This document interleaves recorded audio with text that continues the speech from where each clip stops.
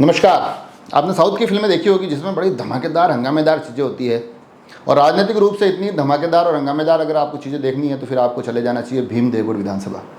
जहाँ वहाँ की राजनीतिक जो रणभूमि है उसमें इतने ज़्यादा दाव पेच हैं कि एक बिल्कुल रोमांचक राजनीतिक रण है वो। और ये रोमांचक राजनीतिक रण इन दिनों और भी मुखर हो गया है जब से कि ये हालिया देवगढ़ पालिका से जुड़े हुए तमाम प्रकरण चल रहे हैं।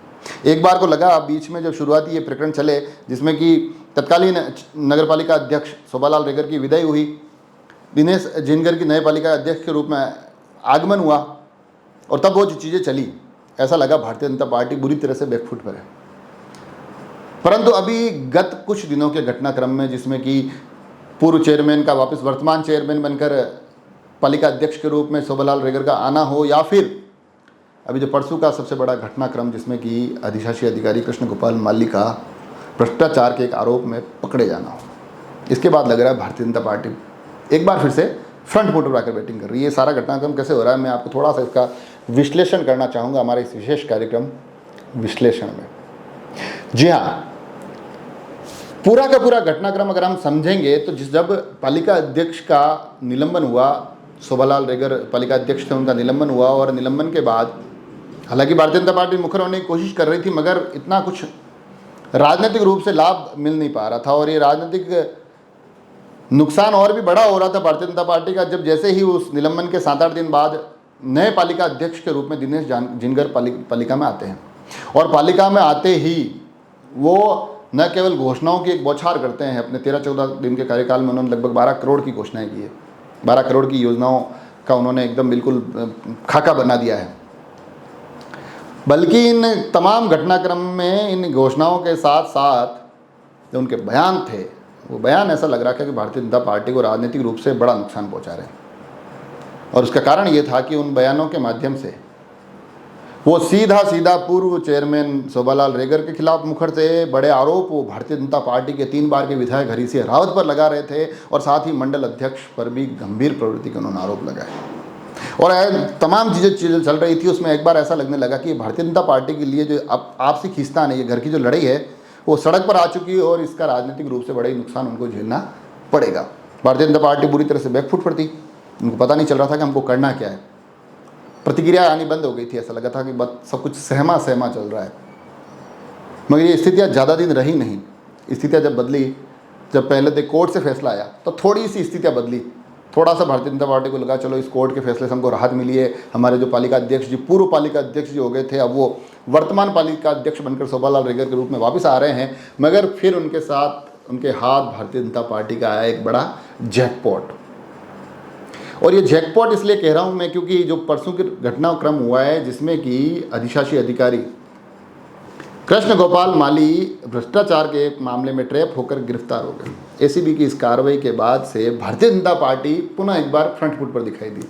हालांकि ये पूरा का पूरा ट्रैप की जो घटनाक्रम हुआ ये आमेठ में हुआ, मगर मैं आपको बता दूं, जो मैंने बीच बीच में बताता रहा हूँ आपको कि इतने योग्य और इतने कुशल ये पदाधिकारी थे कि इनके पास 3 जगह का चार्ज था। और ये अपने आप में विचारणीय विषय है कि जहाँ पर लगातार 3 बार के पूर्व विधायक गंभीर भ्रष्टाचार का आरोप लगा रहे हो, जहाँ उसी पालिका के जिस पालिका में उनकी ड्यूटी है उसी पालिका के पालिका अध्यक्ष गंभीर भ्रष्टाचार के आरोप लगा रहे हो, ऐसी स्थिति में अधिकारी को 3 जगह का कार्यभार देना अपने आप में एक विचारणीय विषय था। खैर, जैसे ही एक घटनाक्रम होता है अब Bharatiya Janata party front foot पर आकर बैटिंग करने लगती है।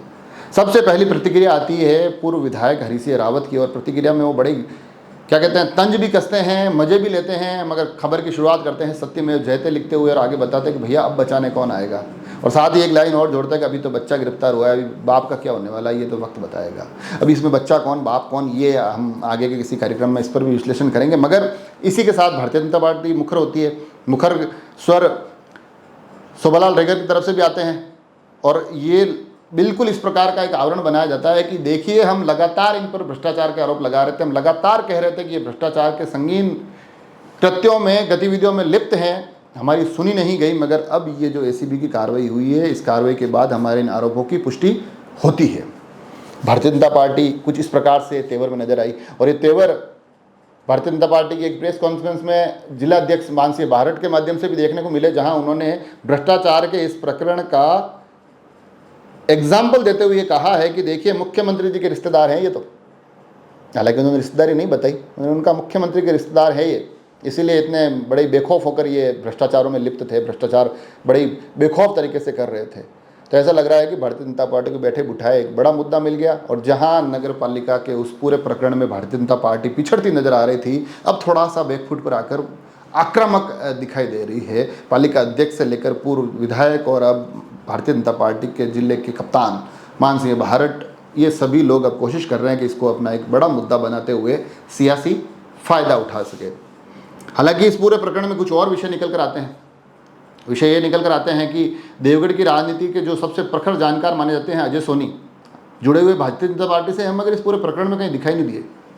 कुछ चर्चाएं भी चली, कुछ संदेह भी सामने आए, उन पर हम किसी अगले कार्यक्रम में ज़रूर हम चर्चा करेंगे भारतीय जनता पार्टी और अजय सोनी के जुड़ाव पर, कि आखिर ये जुड़ाव भारतीय जनता पार्टी के लिए फ़ायदेमंद है या भारतीय जनता पार्टी कहीं को चूक हो गई। उस पर हम अगले किसी एपिसोड में विश्लेषण करेंगे। मगर आज के इस एपिसोड में मुख्य हमारा विश्लेषण इस राजनीतिक घटनाक्रम के साथ साथ एक ये सबसे बड़ा सवाल आप लोगों के सामने लाना था कि किसी एक अधिकारी को 3 जगह का प्रभार देना, उसमें से भी एक प्रभार तो जिला छोड़कर भीलवाड़ा के गंगापुर में।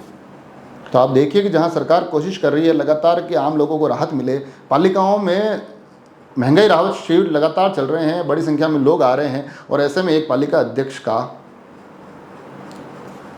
3 जगह का प्रभार होना, तो ऐसी स्थिति में ये संभव ही नहीं है कि वो अपने यहाँ आने वाले लोगों की समस्याओं को सुन सके, उनका समाधान निकाल सके। और साथ ही 3 पालिकाएं, उसमें देवगढ़, गंगापुर और आमेर जहाँ पर वो ट्रैप हुआ है, इन पालिकाओं से जुड़े हुए तमाम लोगों को भी अब अपने अपने बयान देने चाहिए, अपनी अपनी बात बतानी चाहिए कि आखिर उनकी पालिकाओं में अगर इस प्रकार की चीज़ें हो रही थी तो क्या उनके संज्ञान में थी।